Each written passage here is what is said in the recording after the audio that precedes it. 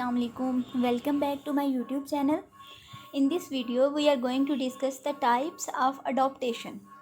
सबसे पहले हम बात करेंगे अडॉप्टेशन एक्चुअली है क्या। लास्ट लेक्चर में भी हमने इस पे बात की थी अडॉप्टेशन पे। सो बेसिकली अडॉप्टेशन क्या होती है कि जब एक एनिमल अपने नेटिव इन्वायरमेंट से न्यू इन्वायरमेंट में मूव करता है या उसके नेटिव इन्वायरमेंट में कोई चेंज आता है तो वो क्या करता है कि कुछ ऐसी सर्वाइवल स्ट्रेटजीज़ अपना लेता है। ठीक है, वो अपने अंदर स्ट्रक्चरल चेंजेस ले आता है, अपने बिहेवियर में चेंजेस ले आता है।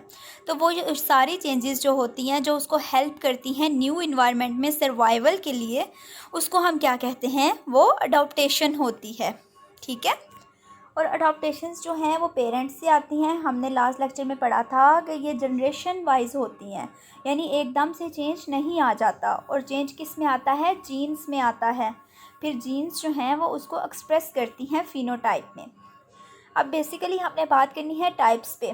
3 टाइप्स होती हैं अडॉप्टेशन की। First one is structural adaptation, second one is behavioural adaptation, third one is physiological adaptation. अब हम इनको वन बाय वन डिस्कस कर लेते हैं। सबसे पहले हम बात करेंगे स्ट्रक्चरल अडॉप्टेशन।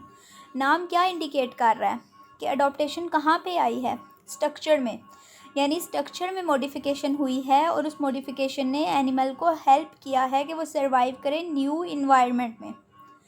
सो स्ट्रक्चरल अडॉप्टेशन क्या होता है, involves some part of an organism's body.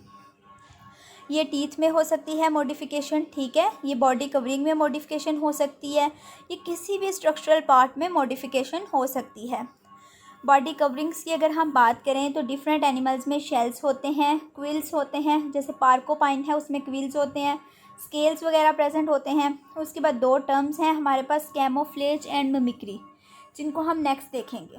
ठीक है, सो हमने बात की टीथ की। तो आपको पता है हर एनिमल के टीथ जो हैं वो एक जैसे नहीं होते, बल्कि मॉडिफाइड होते हैं उसकी फूड के लिहाज से। जैसे यहाँ पे लाइन को देखें ना, लाइन के टीथ देखें, शार्प टीथ हैं, ठीक है, और अपने टीथ पे ज़रा गौर करें कितना डिफरेंस है। तो ये इस वजह से है कि ये डाइट जो है वो लाइन की और हमारी डिफरेंट है। जैसे हर्बीवोर्स है ना, तो उन्हें च्यू ज़्यादा करना है, तो उनके पास क्या होंगे, मोलर्स होंगे जो कि सर्विसेज प्रोवाइड करेंगे च्यूइंग के लिए। जबकि कार्निवोर्स क्या हैं कि उन्होंने चीड़ फाड़ करनी है, उन्होंने गोश्त खाना है, तो उनके जो टीथ होंगे वो शार्प होंगे। उसके बाद हमने 2 टर्म्स पे बात की थी, कैमोफ्लेज और मिमिक्री। अब इनको देखते हैं। कैमोफ्लेज क्या होता है, कैमोफ्लेज होता है कि एनिमल का कलर ही ऐसा हो कि उसके इन्वायरमेंट के साथ ब्लेंड हो जाए। जैसे पोलर बियर है, वो आइस में रहता है, उसका कलर वाइट होता है और वो ब्लेंड हो जाता है आइस के साथ, यानी इन्वायरमेंट के साथ ब्लेंड हो जाता है। इसका फ़ायदा क्या होता है, इसका फ़ायदा ये होता है कि प्रेडेटर से वो बच जाते हैं, क्योंकि जैसे ही वो एनवायरनमेंट के साथ ब्लेंड होते हैं तो प्रेडेटर जो है उनको नहीं देख सकते, वो ऐसे ही लगता है जैसे इन्वायरमेंट का हिस्सा बन जाते हैं। अच्छा, इसके बाद हमारे पास है कैमोफ्लेज प्रोटेक्टिव रिजेम्बलेंस। ये वो कैमोफ्लेज है जिसमें क्या होता है कि शेप्स और कलर्स जो है ना वो दूसरे ऑब्जेक्ट के साथ मैच करते हैं, जो उसी इन्वायरमेंट में प्रेजेंट हैं दूसरे ऑब्जेक्ट के साथ मैच करते हैं। जैसे ये देखें मिल्क स्नेक, ये मिल्क स्नेक है, ठीक है, ये कोबरा से रिजेंबल जो है, सॉरी कोरल स्नेक जो है उससे रिजेंबल कर रहा है। मिल्क स्नेक किससे रिजेंबल कर रहा है, कोरल स्नेक से। मिल्क स्नेक बेसिकली पॉइजनस नहीं है, लेकिन कोरल स्नेक जो है ये पॉइजनस है। तो मिल्क स्नेक कोरल स्नेक से रिजेंबल कर रहा है ताकि प्रेडेटर जो है वो इसको कोरल स्नेक समझे और इस पे फीड ना करे। आल्दो कि ये पॉइजनस नहीं है, लेकिन ये इसका खुद को प्रोटेक्ट करने का तरीका है। इसके बाद हम बात करेंगे बटरफ्लाइज की। ये देखें, ये हमारे पास मोनार्क बटरफ्लाई है और ये वाइसराय है। मोनार्क बटरफ्लाई जो है ना ये बेसिकली पॉइजनस होती है, ठीक है, और वाइसराय बटरफ्लाई ने इससे मुमासलत इख्तियार कर ली है। क्यों इख्तियार कर ली है, ताकि वो प्रेडेटर से बच सके। अच्छा, मिमिक्री। अब आप ये जो हमने अभी बात की ना, ये वाइसराय बटरफ्लाई की, कोरल स्नेक की, इसको हम बेसिकली मिमिक्री भी कहते हैं कि एक एनिमल जो है वो दूसरे एनिमल से रिजेंबल कर देता है, उसकी तरह लगता है या उसकी तरह बोलता है या उसकी तरह एक्ट करता है, ठीक है, ताकि प्रेडेटर से बच सके। उसके बाद एक और टर्म है प्रोटेक्टिव कलोरेशन। ये क्या होता है, ये उन एनिमल्स में होती है जिनका कलर ही वाहिद डिफेंस होता है। जैसे आपको पता है ना, ब्राइट कलर जो स्नेक्स होते हैं वो जो हैं पॉइजनस हैं बेसिकली, यानी उनका कलर रिफ्लेक्ट कर रहा है कि ये पॉइजनस हैं। रेड है, येलो, ऑरेंज, ब्राइट ब्लू, ये सारे वार्निंग कलर्स हैं जो कि प्रेडेटर को वार्न करते हैं कि हम पॉइजनस हैं, हम पे फीड करने की कोशिश ना की जाए। इसके बाद हम बात करते हैं बिहेवियरल अडॉप्टेशंस पे, यानी ये किस चीज़ में अडॉप्टेशन आई है, बिहेवियर में। और बिहेवियर में अडॉप्टेशन जो है वो हेल्प कर रही है एनिमल के सर्वाइवल में। अब ये जो है ना 4 टाइप्स की हो सकती हैं। इनेट बिहेवियर हो सकता है, लर्नड बिहेवियर हो सकता है, सर्वाइवल के लिए हो सकता है बिहेवियर अडॉप्टेशन, और सीजनल भी हो सकती हैं बिहेवियरल अडॉप्टेशंस। अब हम इनको 1 बाय 1 स्टडी करते हैं। सबसे पहले है इनेट। इनेट आपको पता है जीन्स के थ्रू आती है, और लर्नड कौन सी होती है, जो एनिमल एक्सपीरियंस के थ्रू सीखता है। इनेट जीन्स के थ्रू, लर्नड एक्सपीरियंस के थ्रू। एग्जाम्पल्स की अगर हम बात करें, जैसे बीज और बर्ड्स के लिए फ्लाइट जो है वो एक एग्जाम्पल है, स्विमिंग जो है वो फिशेस के लिए उनकी जीन्स में ये चीज़ प्रेजेंट है, वॉकिंग ह्यूमंस के लिए एक कह लें कि इनेट बिहेवियर है, और स्पीकिंग जो है वो भी ह्यूमंस के लिए इनेट बिहेवियर है। ये बेसिकली इनेट बिहेवियर की एग्जाम्पल्स हैं। और लर्नड बिहेवियर की बात करें तो जो एक्सपीरियंस के थ्रू आता है, जैसे हम बहुत सारी लैंग्वेजेस सीख सकते हैं, यानी हमें जो कह लें मादरी जो ज़ुबान होती है हमें वही आती है, बाकी जो ज़ुबानें जो हैं वो हम सीखते हैं। I have learn to adopt to my new home, यानी ये देखें ना, ये इसके एक्चुअली होम नहीं है, लेकिन इसने अडॉप्ट कर लिया है इस एनिमल ने यहाँ पे रहना। ये लर्नड बिहेवियर है। Learn to live in your back yard, ये देखें ये गिलहरी जिस तरह बैक यार्ड में रह रही है। उसके बाद हम बात करेंगे सर्वाइवल बिहेवियर की, यानी ऐसा बिहेवियर जो उनको सर्वाइव करने में हेल्प करे। इसमें बिहेवियर आ जाते हैं बेसिकली फूड ढूंढने के लिए। प्रेडेटर प्रे अडॉप्टेशंस आ जाती हैं।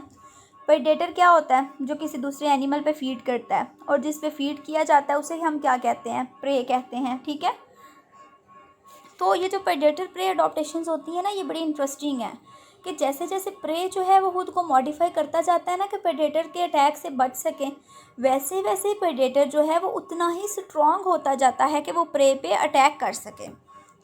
उसके बाद जो है मेकिंग टेरिटरी, यानी टेरिटरी क्या होता है कि एक एनिमल ने एक एरिया ऑक्यूपाई कर लिया, वहाँ पे किसी दूसरे एनिमल का दाखिला जो है वो मना है।